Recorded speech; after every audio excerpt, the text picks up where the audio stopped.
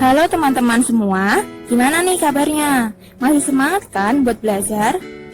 Kali ini kami akan mengajak kalian untuk belajar bareng lewat video ini. Yuk mulai! Kita akan belajar 9 hal yang ada di layar teman-teman nih. Dilihat bareng-bareng yuk!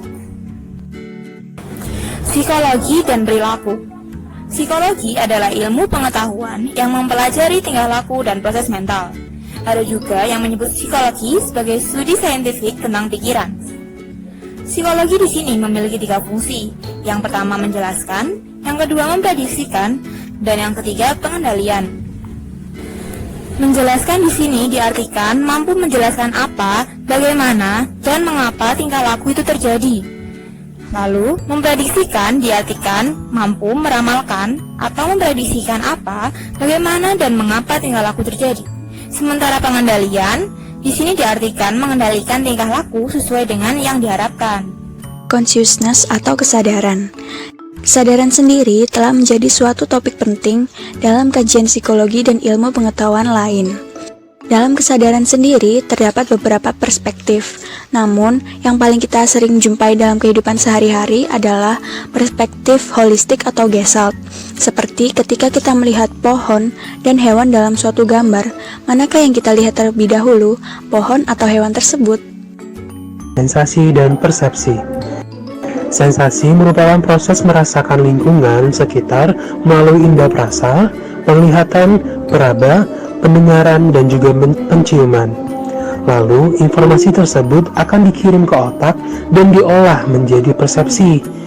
Persepsi sendiri adalah proses penerjemahan sensasi menjadi sesuatu yang lebih bermakna.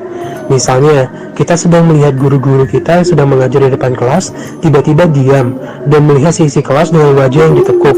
Hal tersebut akan diolah otak hingga kita memunculkan suatu persepsi jika guru tersebut sedang marah. Maka kita akan secara otomatis memunculkan reaksi diam dan memperhatikan guru tersebut agar tidak membuat guru tersebut menjadi lebih marah. Hal inilah yang dinamakan dengan sensasi dan persepsi. Kognisi, atensi, dan memori. Atensi berperan penting terhadap memori. Atensi adalah usaha memfokuskan sumber-sumber daya mental untuk menyeleksi informasi yang dapat meningkatkan pemrosesan kognitif. Sedangkan memori adalah aktivitas mempertahankan informasi selama berjalannya waktu. Yang kelima ada language atau bahasa. Menurut Sternberg, pengertian bahasa merupakan sekumpulan kombinasi kata atau simbol yang memiliki makna yang digunakan untuk komunikasi. Dalam bahasa sendiri, terdapat 2 pandangan yang berbeda, yaitu nature versus nurture. Menurut pandangan nature, penguasaan bahasa adalah sesuatu yang bersifat bawaan. Sedangkan, menurut pandangan nurture, penguasaan bahasa bersifat biologis dan juga sosial, atau bisa kita pahami dengan learning by doing. Yang keenam adalah intelijensi. Definisi mengenai intelijensi yang paling sering direferensikan dikemukakan oleh David Wechsler pada tahun 1939, yaitu intelijensi adalah kapasitas agregat dan global seseorang dalam bertindak secara sengaja, berpikir secara rasional, dan berperilaku secara efektif dengan lingkungan sekitarnya. Hal tersebut disebut global karena mencirikan perilaku individu tersebut sebagai sebuah keseluruhan. Lalu, mengapa juga disebut agregat? Karena terdiri oleh elemen atau kemampuannya walaupun secara keseluruhan independen, namun dapat dibedakan secara kualitasnya.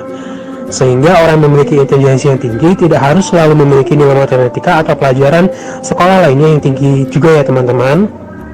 Yang ketujuh adalah pemecahan masalah atau problem solving. Ketika belajar ilmu psikologi, akan dibahas apa itu problem solving, berbagai pendekatan dan eksperimen tentang problem solving, juga faktor-faktor yang mempengaruhinya. Problem solving sendiri adalah penggunaan proses kognitif untuk mencapai tujuan tertentu, atau sebuah proses yang menggunakan kesadaran baik secara langsung maupun tidak langsung untuk memecahkan masalah. Dengan mempelajari tentang problem solving ini, kita bisa lebih memahami bagaimana sih kita sebenarnya menyelesaikan masalah yang terjadi. Kita juga bisa lebih mengetahui bahwa proses mental sebenarnya sangat mempengaruhi kita dalam kehidupan sehari-hari. Selanjutnya adalah emosi. Emosi adalah setiap kegiatan atau pergolakan pikiran, perasaan, dan nafsu, sehingga dapat mempengaruhi setiap keadaan biologis dan psikologis seseorang. Emosi sendiri meliputi 3 aspek. Yang pertama, pengalaman sadar. Yang kedua, reaksi tubuh. Dan yang terakhir ada ekspresi nyata. Yang terakhir tentang motivasi.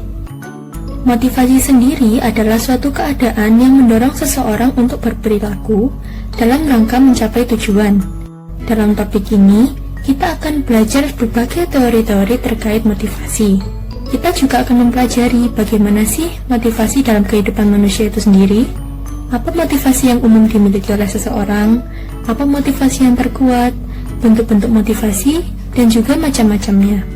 Dengan belajar tentang motivasi, kita dapat memahami bagaimana motivasi bekerja pada diri individu. Pemahaman tentang motivasi juga dapat lebih memaksimalkan kinerja atau performa kita. Nah, gimana teman-teman? Seru juga ya mempelajari psikologi? Yuk, tulis pendapat kalian di kolom komentar. Semoga video ini bisa menambah wawasan teman-teman semua ya. Terima kasih dan sampai jumpa.